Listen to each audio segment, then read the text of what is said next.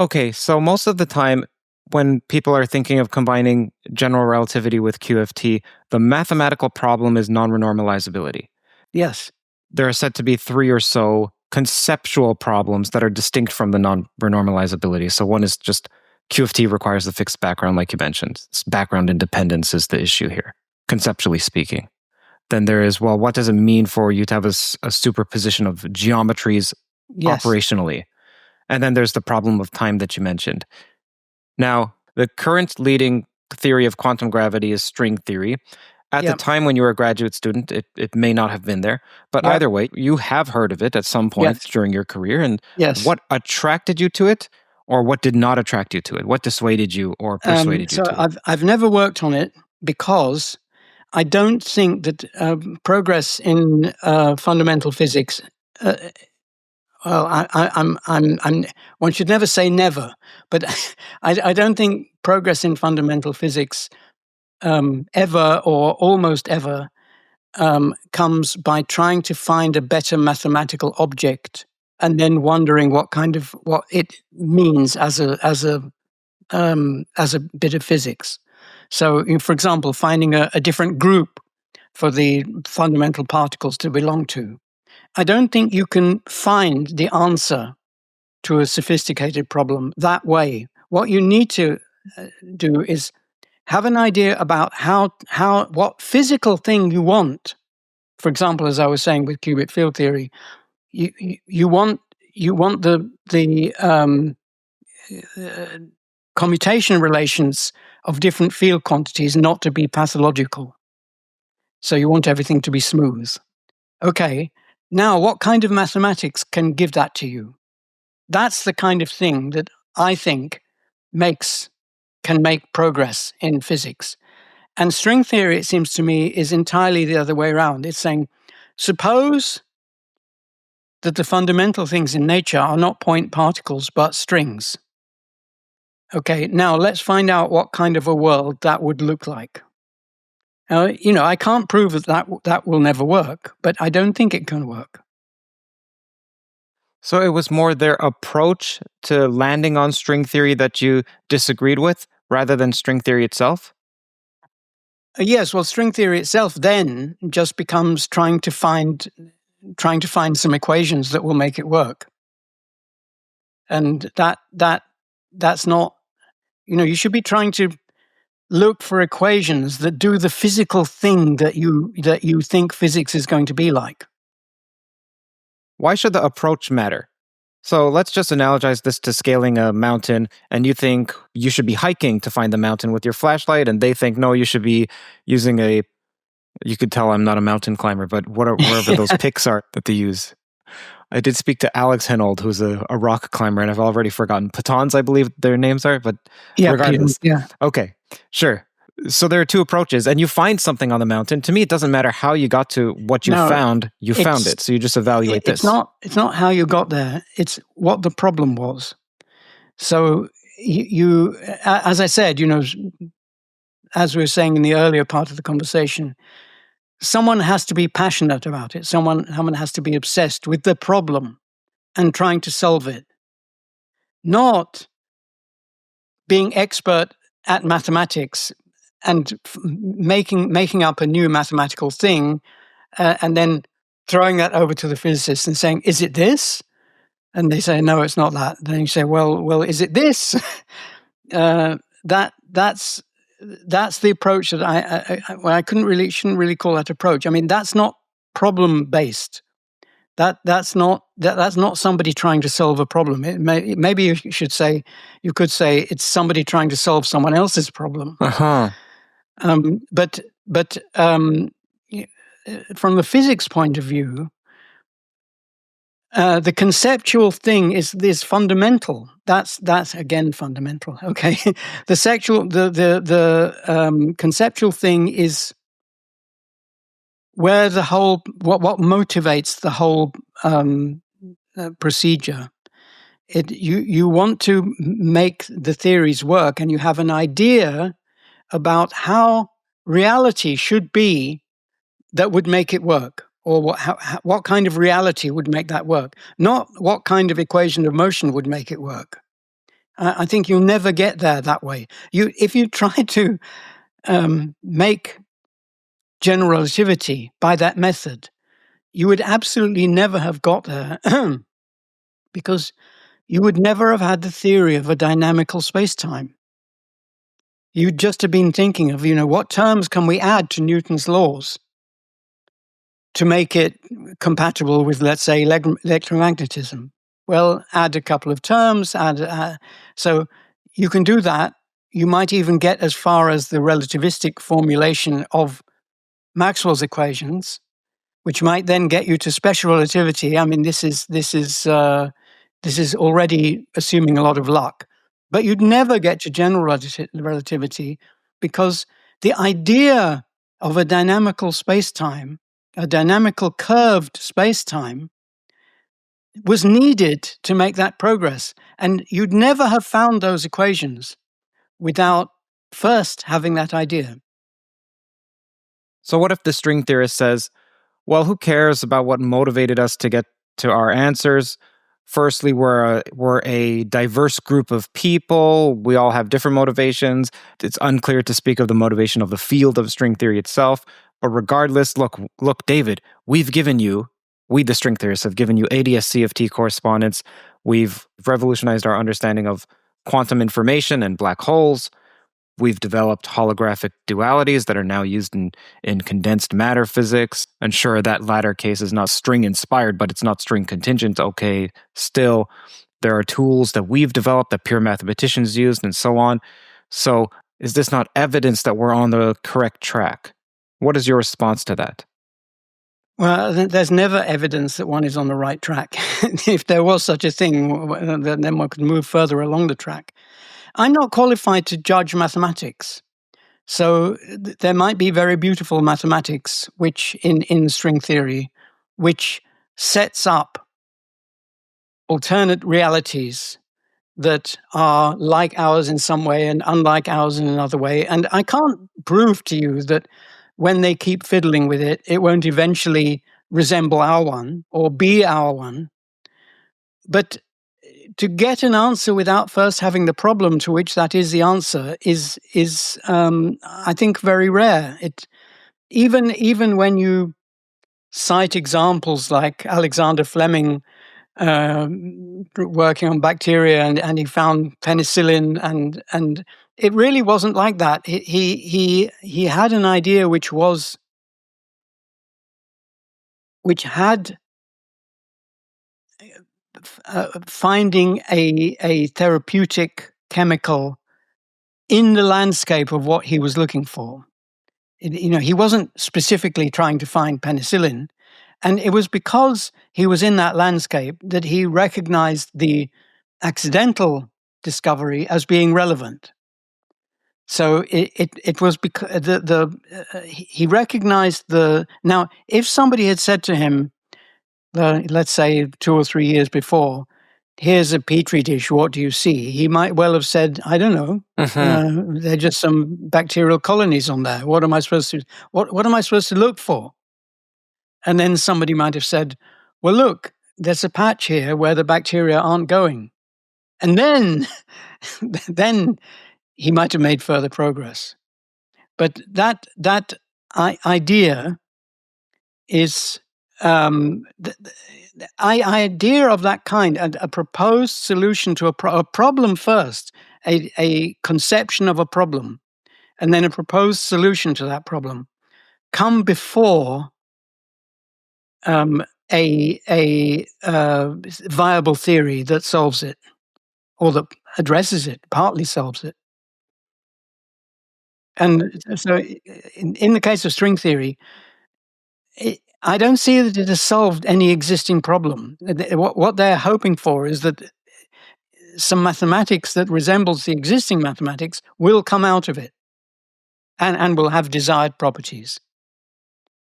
But I don't know, maybe the right theory of quantum gravity has infinities. Maybe they're a good thing. Maybe we ought to have more of them or whatever.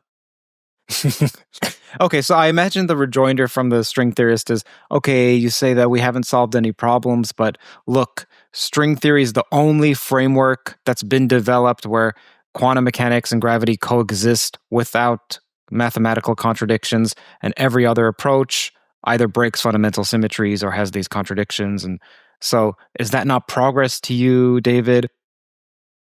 Well, it is a mathematical progress, but that it might solve the conceptual problems is a hope, and I keep saying I can't prove that that's not going to be fulfilled. Maybe it'll be fulfilled tomorrow. And also, it's not up to me to tell other people what to work on.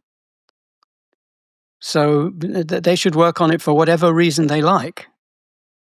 And the funding entities should fund it for whatever reason they like. So getting back to committees, I imagine that the Manhattan Project had a committee. I'm not a historian and I haven't looked into that, so I'm nowhere near an expert in the Manhattan Project other than watching Oppenheimer. So what was different about their committee? I'm not well up on the history either, though I have seen Oppenheimer. So I don't know how accurate that is. We're in the same boat. Right. I think that was a very unusual organization, and it did not run on this kind of committee theorem pattern.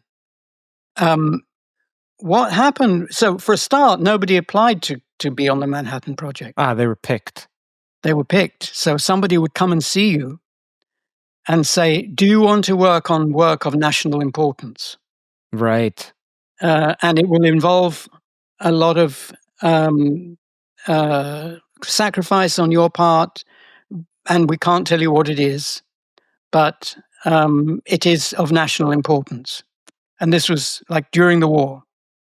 So a lot of people said yes.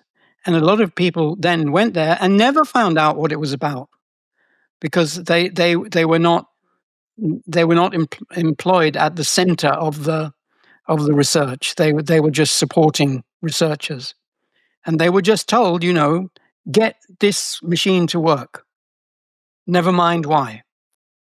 And then there were the lab assistant level people who were just told, keep that dial between this number and turn this knob and press this button all day, every day, and don't tell anyone what you're doing.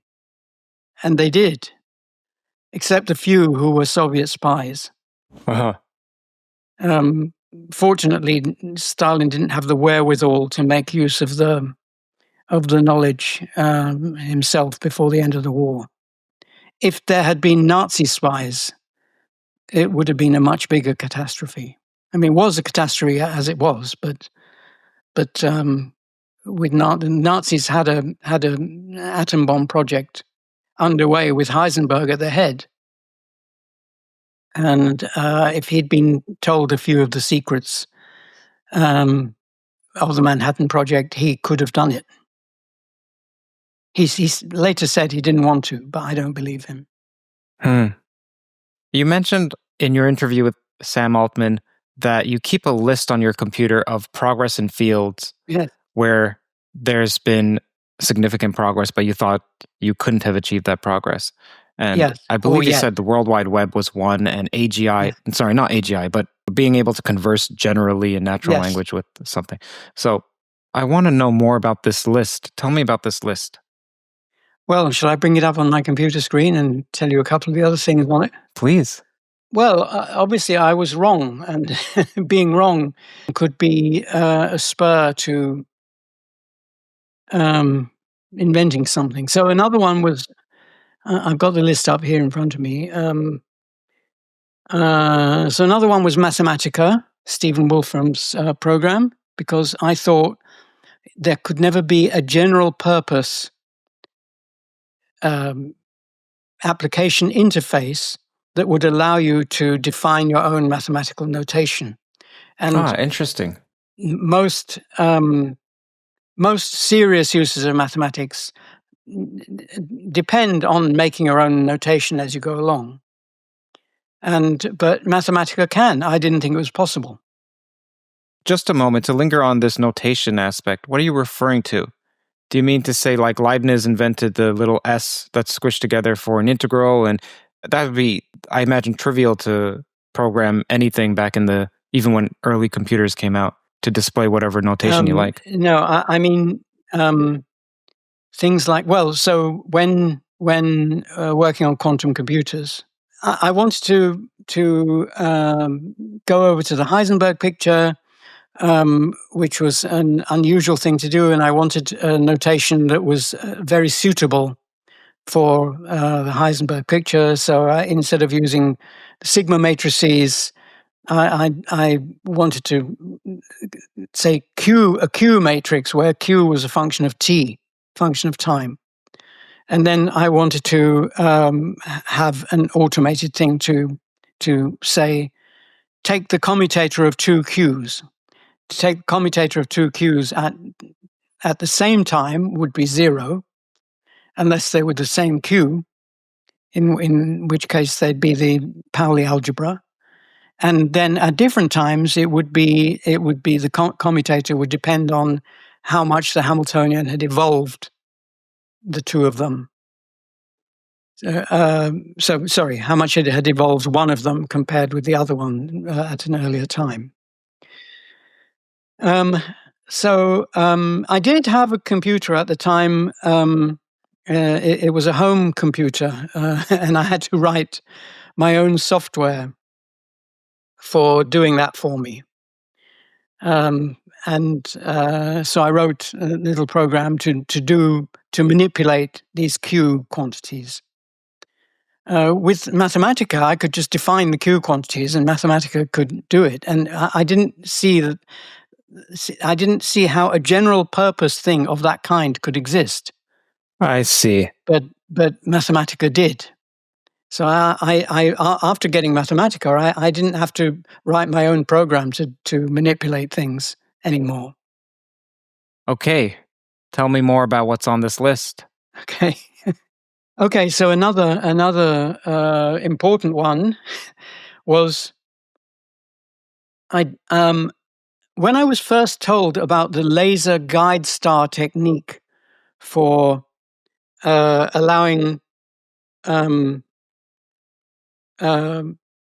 telescopes to see through shifting atmosphere, I didn't think that could make much difference. I thought the difference that could make was very marginal, because the atmosphere affects the laser beam going up as well as coming down. So you don't know what to correct for. And the people, I was in Dennis Sharma's department as well in the early days of people doing this, and they were making the hardware, and they were explaining to me how it worked. And I was saying, I don't see how that can be. And they were trying to explain it to me. Perhaps they weren't trying to explain it very well, but I came away with the idea that this wasn't going to make much difference. It makes a lot of difference. So that was a piece of hardware or experimental physics that I underestimated the power of an idea. What's the latest on this list? X is community notes. Okay, all right, tell me about that.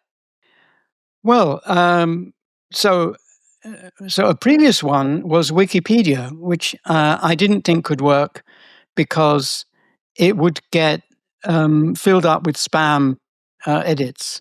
Yeah, I don't know who thought that would work. It's remarkable. Well, it worked for several years, and that's why it's on the list. But it's now on the list but crossed out because now it no longer works. Right. This failure mode has actually happened, but several years later. So I don't know why it worked. I still don't know why it worked when it did work, but I now know why it isn't working anymore. Okay. And it was my original objection. And I thought that the community notes thing would suffer from the same problem, that the error correction mechanism would itself get taken over, a bit like AIDS infecting the immune system, so that the immune system was not capable of combating AIDS. That kind of phenomenon. So I thought that the trolls and the bad actors on X would find ways of infiltrating not infiltrating, because it's now completely automated as far as I understand it. So they'd find a way of gaming it. Okay. Maybe they still will, but again, I thought it wouldn't work at all. I thought it would make matters worse, but it didn't. It just made matters better. The issues you're referring to regarding Wikipedia, are they of spam or of bias? Bias, except I don't think bias exists. It's error, either intentional or unintentional. Hi, everyone. Hope you're enjoying today's episode. If you're hungry for deeper dives into physics, AI, consciousness, philosophy, along with my personal reflections, you'll find it all on my Substack. Subscribers get first access to new episodes, new posts as well, behind-the-scenes insights, and the chance to be a part of a thriving community of like-minded pilgrimers. By joining, you'll directly be supporting my work and helping keep these conversations at the cutting edge. So click the link on screen here, hit subscribe, and let's keep pushing the boundaries of knowledge together. Thank you and enjoy the show. Just so you know, if you're listening, it's CurtJaimungal.org, CurtJaimungal.org.